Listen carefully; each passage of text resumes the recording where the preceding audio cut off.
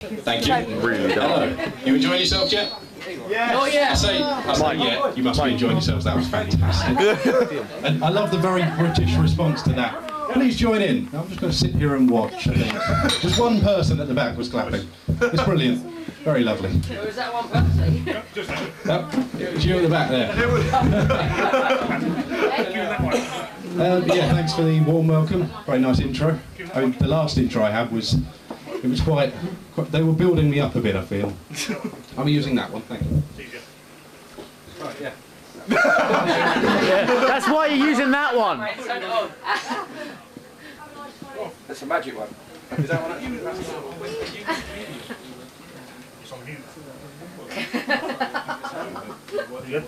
Alright, that was on mute, apparently. That's very helpful.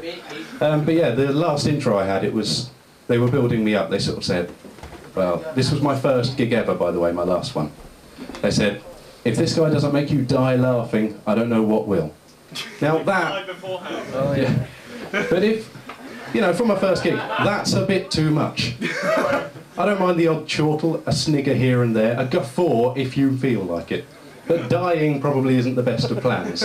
It doesn't give me a good reputation, the authorities don't like it. But no, I mean... of course, there's this saying, isn't there, that laughter is the best medicine. Which, so, if you did die from laughter, if you were laughing that much, you'd then heal yourself. And then die again because you were still laughing. Not good. But no, I mean, as we know, that is bollocks though, isn't it? That laughter being the best medicine. It's just not. It doesn't hold up scientifically. Even logically, it doesn't work. It shouldn't work. I can't imagine any illness you treat with that. Sort of if someone was in there with cancer saying, I'm sorry, but it's very, very serious. But these two blokes, they went into a pub. And in there, I can't imagine it working. What else did I have for you? There was other stuff, it's gone. Hold on. Ah, yes, right. Sorry. Why do people with dogs leave the radio on for them when they leave the house? Do they? Why? Yes, they do, Sam. They do. You have cats, you don't know. I mean, this phenomenon, it's like people, they leave the house, you ask them, why, old lady, why are you leaving the radio on? Why? And she's there, little old lady. Because he likes it, son, he likes it. Does he now? And how do you know this exactly? Did he tell you this? Did he look up with his doggy eyes and sort of say, I don't like being left in the quiet? Or maybe it's this like Huggy Bear type character comes swanning round their road, probably a dog, a black Labrador with big long black ears and a purple top hat. Sort of comes around, hey lady, stands next to a wall, leaning on it like that. Yeah. He's Huggy Bear, he's funky. Funkier than me, I might add. I'm just simulating it, you've got to imagine it. Oh, he sort of swans around, hey lady, you dog. You don't like being left in the quiet. Oh, you're a lovely little dog, aren't you? You've got a little top hat on. That's lovely. I must point out, this old lady changes where she's from every time I do this routine. It's a different accent each time. Oh, well, you're a lovely little dog, aren't you, with your little hat? It's lovely. It's lovely. Here, let me give you a little stroke there. Lovely. Ooh, yeah, baby. I like it when you stroke me like that. Hey, back off, bitch, I got stuff to say. You dog, you don't like it being left in the dark. The accent went a bit funny as well at the end there. You don't like being left in the dark. In the dark? In the quiet.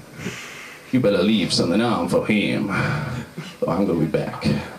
I'm gonna be back, bitch. Oh, okay, thanks for that, Huggy Bear dog. It's a lovely little suit, by the way. Who's your tailor? Hey, he's on 5th Street.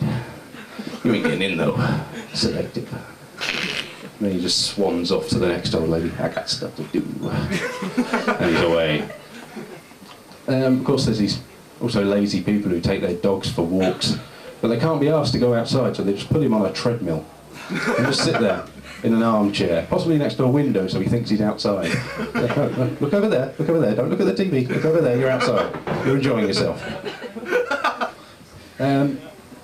Do you think to simulate hills, to make him feel like he's actually outside, they take him into a shopping centre and take him up the down escalator. And just stand on the up escalator next to him and go, come on, if you can keep up with me, you're exercising, come on.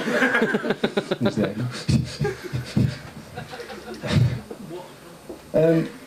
I hate escalators. Why do people walk up escalators? Why do they feel the need to walk up something that is already moving? Why not? It's like, well, why not indeed? Yes.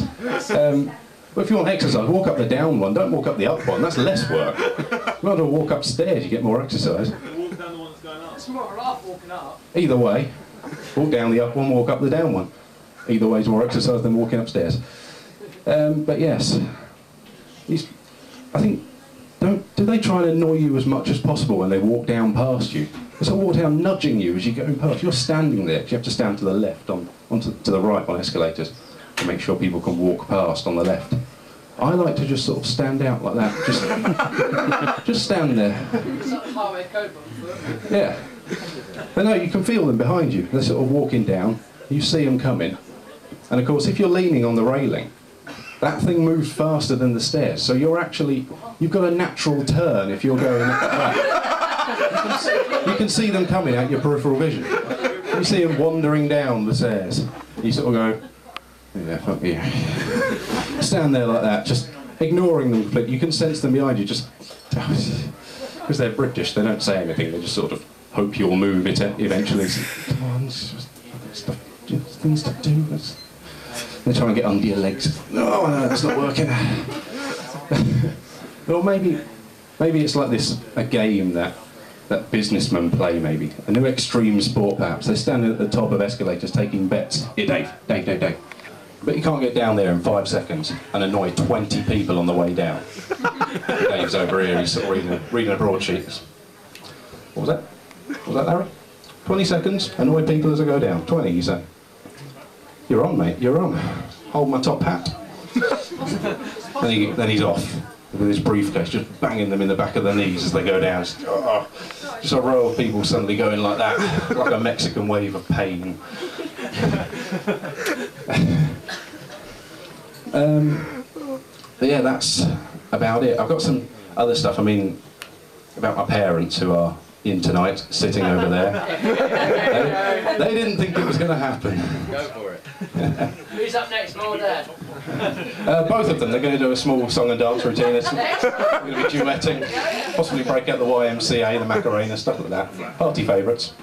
But no, do you find you're ever turning into your dad? You get that point in life when you turn into your dad. Yes. And I noticed that point when I started putting change in my back pocket. I started putting on weight. Yeah, and that as well. I've not quite got that problem yet, but I think it's coming. But no, it's pointless. You get so much change there, it's weighing your jeans down. These don't fit me anyway. If I've got 20 quid's worth of fucking change in my pocket, it's really not helping. And your dad, when you're little as well, says stuff. He knows everything, your dad, when you're little. It's like you walk down an alleyway and you see a plane going overhead. You say, Dad, where's that plane going? And he'll look up. It's going to Africa, son, that is. Going to Africa, probably Zimbabwe. Somewhere nice up in here. Yeah, anywhere really. No, probably Zimbabwe, son, probably Zimbabwe. Why is it? How do you know that? Well, because, why do I know that? Yes, looking up at me expectantly. Yeah, because of the way it's travelling, and I can tell there's an airport over there, it's clearly turned round, come back, and that is where Zimbabwe is, roughly over there. It's going there, and at that altitude it'll get there quick. And your mum as well has these superstitions, my mum does. You can't cross knives. What do we do when we put them in the drawer, Mum? We should put little separators between the knives in the knife drawer just to make sure they don't cross. And if you drop a knife around my mum as well, she'll scream and dive to the floor to pick it up before you do. So if you pick up a knife you've dropped, that's bad luck, apparently. Especially if it's in your foot. Exactly. That's the only way it is bad luck. If you drop it and it goes in your foot, you're there for life. You're there, stuck in the floor. Some macabre statue. But yeah, thanks for listening and laughing occasionally. I did notice a few guffaws, a few titters, a few sniggers and chuckles. No death though, which is good. Well done on that. You did well. Collapse. And obviously, we've got more coming up tonight. Another comedian, I hear. More laughs. Probably be better than me. We've got. Thank you, Sam. That's very appreciative. And obviously, in the raffle and the bingo, please do give money because the Cancer Care Appeal has helped a lot of people, and it is very hard to get through cancer, even if you're not suffering with it without the proper care. So, thank you and good night. Yeah, if you like raffle tickets, I'm over at the bar. We'll be going around with them a bit later on. Coming up next, he's standing outside.